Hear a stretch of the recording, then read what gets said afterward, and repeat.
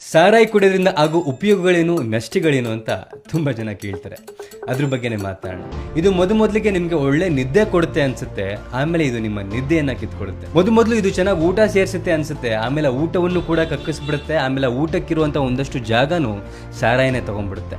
ಮೊದಲು ಇದಕ್ಕೇನು ಹೆಚ್ಚು ಖರ್ಚಾಗಲ್ಲ ಅನ್ಸುತ್ತೆ, ಆದ್ರೆ ಹೋಗ್ತಾ ಇದು ಮನೆ ಮಟ್ಟಗಳನ್ನೇ ಮಾರಿಸ್ಬಿಡುತ್ತೆ. ಕೂತ್ಕೊಂಡು ಕುಡಿಯೋಕ್ಕೆ 4 ಜನ ಫ್ರೆಂಡ್ಸ್ ಅಂತ ಸಿಗ್ತಾರೆ, ಆದ್ರೆ ನಿಮಗೆ ತುಂಬಾ ಪ್ರೀತಿಸುವಂತ ನಿಮ್ಮ ಮನೆಯವ್ರನ್ನೇ ದೂರ ಮಾಡುತ್ತೆ. ತುಂಬಾ ಜನ ಸಾರಾಯಿನ ಪರಮಾತ್ಮ ಅಂತಾರೆ, ಆದ್ರೆ ನಿಜ ಹೇಳ್ಬೇಕು ಅಂದ್ರೆ ಮನುಷ್ಯ ಸಾಕುವಂತ ಕ್ರೂರ ರಾಕ್ಷಸ.